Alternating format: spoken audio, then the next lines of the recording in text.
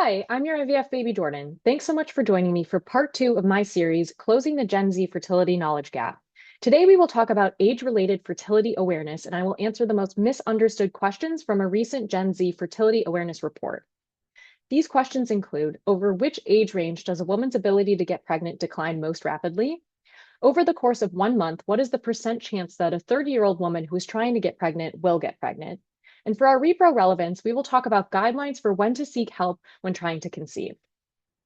Over the past 2 weeks, I've been delving into a recent report that revealed a deep knowledge gap among Gen Z women around fertility awareness. On the level of awareness scale, participants ranked at the low end of moderate, and this series is here to fix that.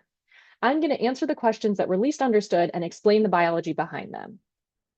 Today's topic includes the age-related fertility awareness questions, starting with this one. Over which age range does a woman's ability to get pregnant decline most rapidly?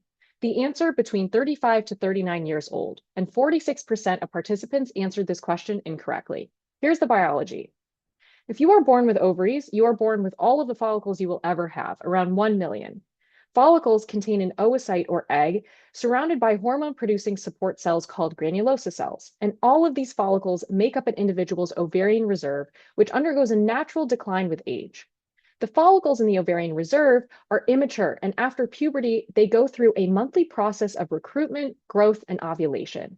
So even though individuals with ovaries only ovulate one follicle per month, an entire cohort of immature follicles is activated from dormancy in order to get to the dominant ovulated follicle. So this system contributes to the exponential decline in follicle numbers with age, which can be seen on this graph in this line here, where we have follicle number on the y-axis and age on the x-axis. But this is only half the story. As the ovary ages, so do the eggs inside the follicles. Eggs have special machinery inside them that is used during cell division. This machinery ensures proper chromosome separation so each cell maintains the correct number of chromosomes as it divides. And the machinery is built into the eggs at birth, and it does not get updated. So therefore, the older the eggs are, the older the machinery is. So with age, the proportion of poor quality oocytes increases. And this can be seen on the graph here in this dotted line, where now we have the proportion of poor quality oocytes on the right-hand y-axis and age on the x-axis. So back to our original question. I've shaded in the graph the region that corresponds to 35 to 39 years old. And here you can see at this age range, follicle numbers are declining and egg quality is deteriorating simultaneously. And these two processes compound each other and are the two primary drivers of age-related infertility. This ties into the next question. Over the course of 1 month, what is the percent chance that a 30-year-old woman who is trying to get pregnant will get pregnant? The answer is 20%, and 60% of participants answered this question incorrectly. Here's the biology.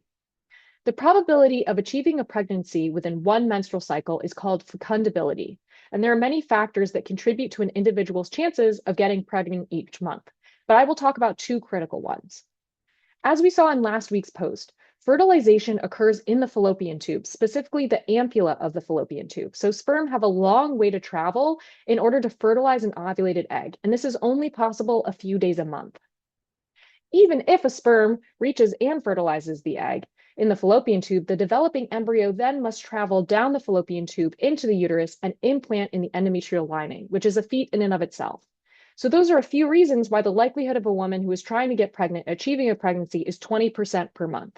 And this is at 30 before the more significant decline that begins around age 35. So that brings us to our repro relevance.